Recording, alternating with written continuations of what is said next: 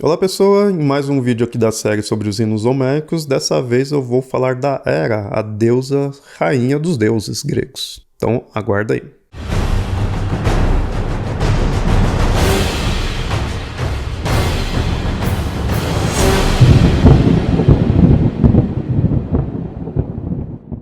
Sempre lembrando, se inscreve aí no canal se você não é inscrito, curta aí o vídeo, comenta o que tá achando e se quiser ajudar aí o canal, pode ajudar apoiando em apoia.se/mitografias ou catarse.me/mitografias. E agora vamos pro tema do episódio. Como vocês viram nos últimos episódios dessa série dos hinos homéricos, no início eu acabei falando de deuses que tinham um hino maior, né, que tinha algo mais envolvido, mas nos últimos realmente está sendo pouco conteúdo, porque o hino possui pouquíssimo conteúdo, né?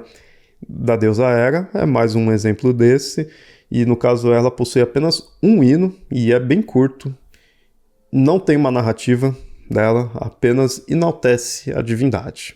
Apenas não é porque já é algo grande, mas tipo, não mostra muitos detalhes da divindade. E aí, nesse caso, enaltece ela e coloca ela numa grande importância, já que ela é a rainha dos deuses, mas coloca uma grande importância dela por ela ser esposa de Zeus. Como todas essas divindades, então, ela é muito mais do que isso. Mas aí, no caso, eu vejo que a Hera ela é muito mais do que a gente vê no geral dela, né? A gente acaba tendo um estereótipo dessa deusa de ser uma deusa ciumenta, esposa de Zeus, que fica extremamente nervosa por ser traída por ele. Ou seja, não sem razão, mas acaba reduzindo a divindade nisso, né? E ela é muito mais do que isso, só que a gente vê que essa redução vem nos próprios mitos mesmo, né? Em muitas narrativas, as próprias narrativas de Zeus e as amantes dele acaba reduzindo a Hera nisso. Ela acaba sendo muitas vezes uma antagonista, tudo que o Zeus faz, ela acaba sendo meio que contrária, né? Ela acaba sendo contrária, por exemplo, a Hércules, que é filho de Zeus em algo extraconjugal, e ela acaba sendo tipo a vilã, né? Muitas vezes. Então reduz muito essa divindade nisso. Quando a gente vai estudar o culto dessa divindade, ou alguns mitos e algumas questões dela que são anteriores, né, algo mais primordial ali, a gente vê mais uma importância dela e a gente consegue entender meio como que ela foi sendo rebaixada, de certa forma, né? Continua sendo a rainha dos deuses, mas justamente por ser uma rainha dos deuses, necessitava ter muito mais, sabe, sobre ela, uma importância dela em si. Não que não tivesse, mas, né? A gente sabe como Zeus é muito mais ali. E aí esse hino acaba não passando, né? Isso por ser pequeno, né? Por ser curto e apenas enaltece dela ser esposa, né, de Zeus.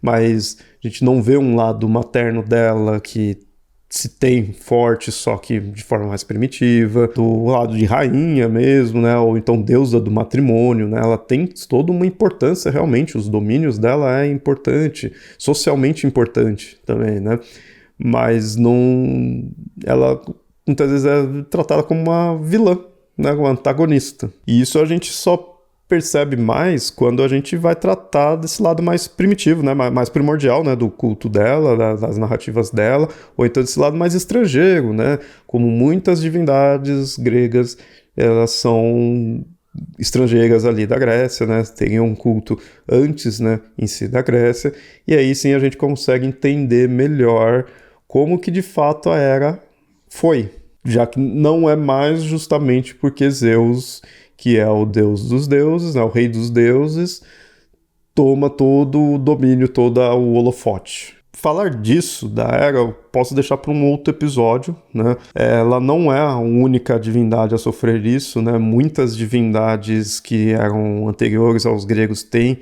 essa muita coisa deixada de lado, né? Muitas características menosprezadas, da Hera não é diferente, e esse hino só reforça isso, né?